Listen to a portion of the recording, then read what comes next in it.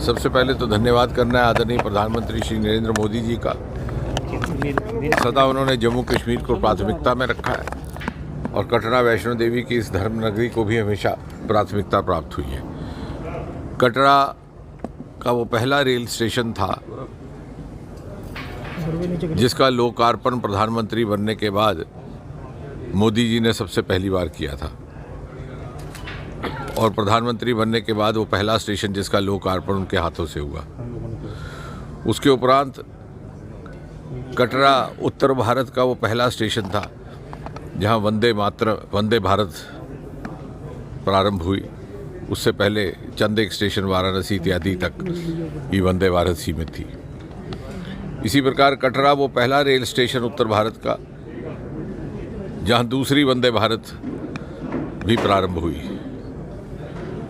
कटरा वो पहला rail station शायद सारे देश में जिसमें आप पहली बार सोलर पावर बैक्ड ऊर्जा की व्यवस्था हुई। उसके बाद कुछ और स्टेशंस भी सोलर पर कन्वर्ट हुए,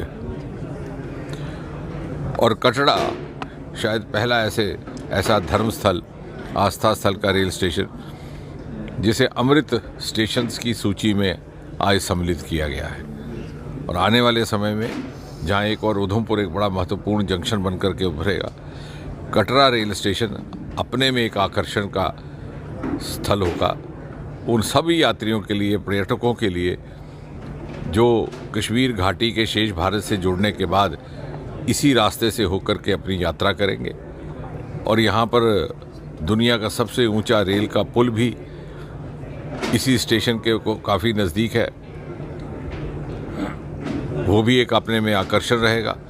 जैसे मोदी जी ने कहा कि 1 स्टेशन 1 प्रोडक्ट, मैं यहाँ प्रशासन से यही चर्चा कर रहा था कि क्या ऐसा हो सकता है कि हम रेल के इस दुनिया के सबसे ऊंचे पुल के रेप्लिकाज बनाए अलग अलग पदार्थों से, जिस तरह से आगरा में ताजमहल बिकता है और आके पर्यटक खरीदते जाते हैं, तो उससे हमारा प्रचार प्रसार भी होगा और इस आस्था स्थल की महिमा दूर दूर तक पहुंचेगी। और मुझे लग रहा है कि जिस तेज़ गति से यहाँ विकास हो रहा है, बहुत जल्द एक्सप्रेस कॉरिडोर भी यहाँ पहुँचने वाला है दिल्ली से कटरा तक। वो भी उत्तर भारत का सबसे पहला एक्सप्रेस कॉरिडोर था और शायद देश में सबसे लंबा।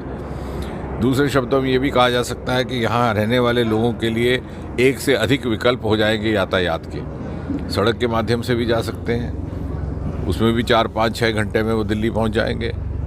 वो अगर रेल के माध्यम से जाते हैं तो 7, 8 घंटे में वो वंदे भारत के माध्यम से पहुँच जाते हैं।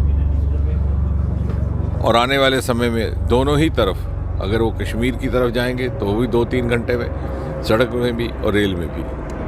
और ये सारे विकल्प न केवल इस स्थान को पर्यटन की दृष्टि से बढ़ावा देंगे, बल्कि भारी संख्या में आने वाले वैष्णो देवी के यात्रियों की संख्या में भी इजाफा होने वाला है, जो हमने गत वर्ष देख भी लिया है।